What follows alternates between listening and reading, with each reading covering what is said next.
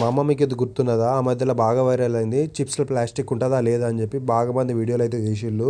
ఇప్పుడైతే మన దగ్గర బింగో చిప్స్ ఉన్నాయి మామ. మనం చూద్దాం ప్లాస్టిక్ ఉన్నదా లేదా నిజంగానే తింటే. దానికంటే ముందు అయితే బింగో కవర్ని అయితే కలుద్దాం మామ. ఇది ఎందుకు కలుతున్నాం అంటే బింగో కలిసిన తర్వాత దీని స్మెల్ దాని స్మెల్ ఎట్లుంటుందో కంపేర్ చేస్తే ప్లాస్టిక్ ఉన్నదా లేదా అర్థమైపోతుంది కదా మామ. అందుకే దీన్ని కలుతున్నాం ఫస్ట్. గాలి బాగా వస్తుంది మామ. దీన్ని కాల్చడం కొంచెం ఇబ్బంది ఉన్నప్పటికీ 2-3 అగ్గిపుల్లలు పెట్టుకొని అయితే కాలవడం అయితే స్టార్ట్ చేసిన మామ. 2-3 అటెంప్ట్ల తర్వాత గాలి కొంచెం తగ్గిన తర్వాత అంటుకున్నది మామ కవర్ అయితే. మీరే చూడుల్లి ఎట్లా మండుతుందో. అంటుకోగానే ఆగుతలేదు ఇక బర్ర మండుకుంటూనే పోతుంది. ఎంతైనా ప్లాస్టిక్ కదా మామ, జప్పున అంటుకుంటుంది. ఇక బింగో కవర్ని అంటిపెట్టిన తర్వాత ప్లాస్టిక్ వాసన వచ్చింది. మొత్తం బ్యాడ్ స్మెల్ వచ్చింది మామ. ఘోరంగా ఉన్నది మామ స్మెల్ అయితే. ప్లాస్టిక్ వాసన వచ్చింది మొత్తం. ఇప్పుడైతే బింగోని అంటిపెట్టే టైం అయితే వచ్చింది మామ. చూద్దాం మామ దీని స్మెల్ ఎట్లా వస్తుంది. బింగో లాగా వస్తుందా, చిప్ లాగా నార్మల్గా వస్తుందా, లేకపోతే మనకి ఏమన్నా ప్లాస్టిక్ స్మెల్ వస్తుందా చూద్దాం. దీన్ని అంటిపెట్టినప్పుడు కూడా గదే మామ గోతుంది మామ. గాలి వస్తుంది పోతుంది మామ. గాలి దుమారాలాగా వర్షాలు ఉన్నాయి కదా మామ చుట్టుపక్కల.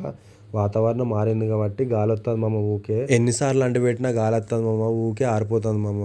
పుల్లలని వేస్ట్ అవుతానే తప్ప అసలు అది అంటుకుంటలేదు పాడైతలేదు మామ. మేము కొంచెం ఎత్తు మీద అంటిపెట్టినాం మామ. అందుకే అది గాలి వచ్చిందని చెప్పి కొంచెం చాటుకైతే పోయి అంటుపెట్టినాం మామ. ఈ చిప్పును కూడా అంటుపెట్టినాం మామ. మొత్తానికైతే ఎట్నో కట్లా తిప్పలబడి అంటుపెట్టేసినాం. దీన్ని కూడా కాలింది ఇది. నాకైతే ఆ కవర్కును దీనికి చాలా తేడా ఉన్నది. దీంట్లో ప్లాస్టిక్ వాసన అయితే నాకు అస్సలు అనిపించలేదు.